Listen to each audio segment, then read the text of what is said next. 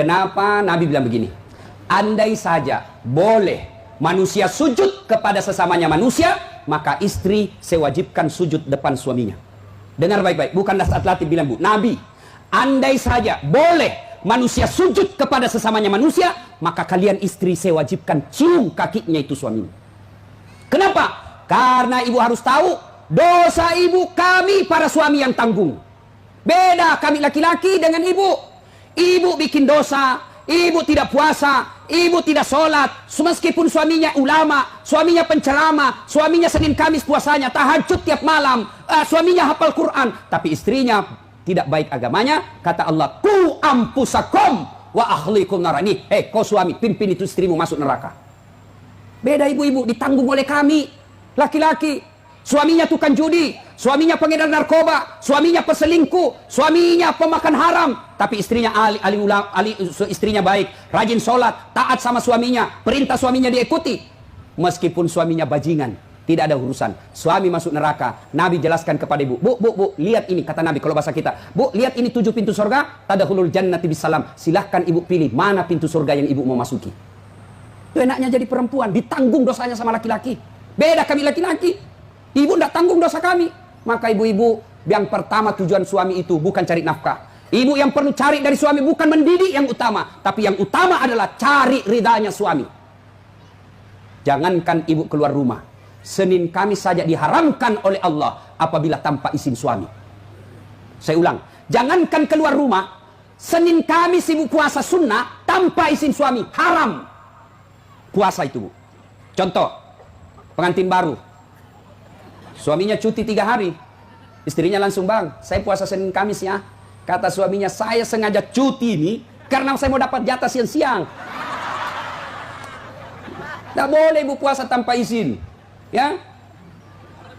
Jelas? Jelas ibu? Jelas? Dengar lagi, ada orang bertetangga, marah ini tetangga, lapor sama Nabi. Apa pasalnya? Sakit ini ibu tetangganya, dia datang panggil anaknya, seorang perempuan, bu, ibu, mamanya lagi sakit, datang ki lihat ki. Apa kata ini? Ibu, anaknya, mohon maaf, suamiku pergi tugas, saya dilarang keluar rumah sebelum suami saya pulang. Sakaratil maut ini ibunya, datanglah ibu, sudah sakaratil maut ibu, kau datanglah besuk dia. Saya minta maaf, saya mau sekali tapi suami saya belum pulang. Akhirnya meninggal, mau dimakamkan, datang lagi, bu, sudah meninggal ibumu, kau datang yang terakhir kalinya. Mohon maaf, saya cukup berdoa. Kenapa? Suami saya belum pulang, saya tidak berani tinggalkan rumah.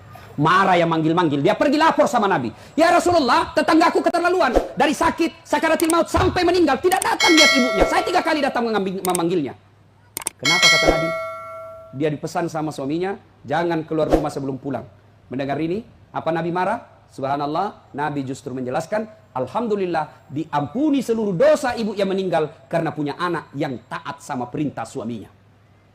Ada ibu-ibu Bayangkari begitu sih? Ada?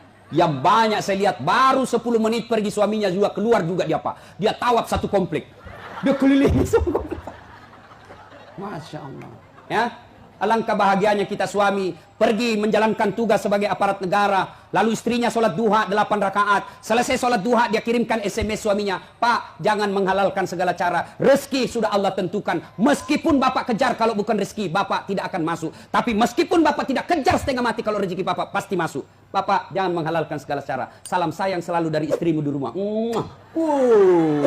Bahagianya. Itu suami kalau dapat SMS begini, Bu, dia kasih lihat itu semua di kantor di polsek. Lihat kau istriku, istri yang soleha. Pernah SMS begitu suaminya, Bu? Pernah? Paling SMS, jangan lupa singgah beli gas. Masih baik kalau gas, kalau pembalut. Saya pernah rasakan ini, Pak.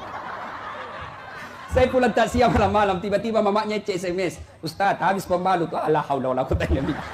Saya singgah di warung, saya berdoa, mudah-mudahan tidak ada yang kenal saya. Begitu saya bayar, tiba-tiba ada ibu bilang, Ustaz beli pembalut.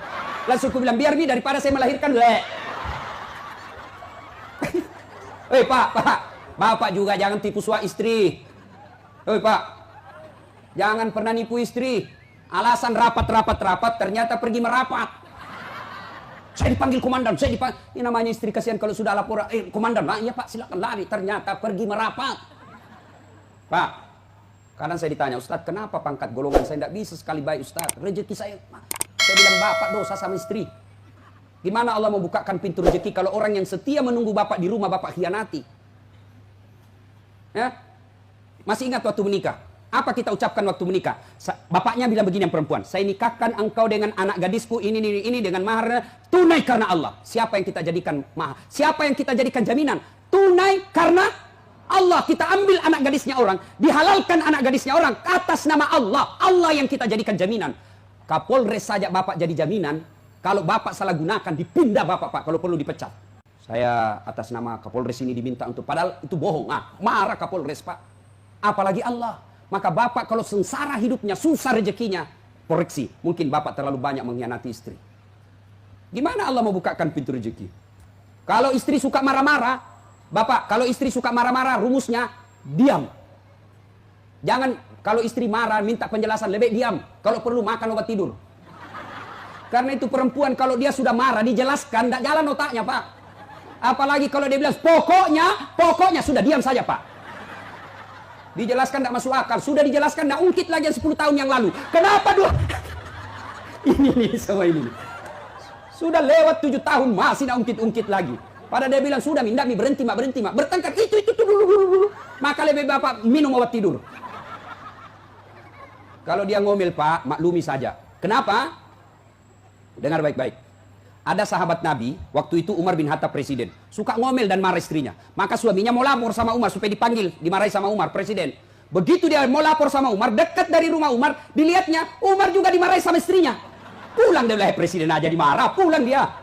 Besok ketemu sama Umar, ya Amirul Mukminin, saya lihat Anda kemarin marah-marah sama istri, diam-diam saja. Senyum, dengar bapak-bapak, dengar para lelaki. Apa jawaban Umar? Begitulah cara saya berterima kasih kepada istriku yang telah hamil, melahirkan, dan menyusui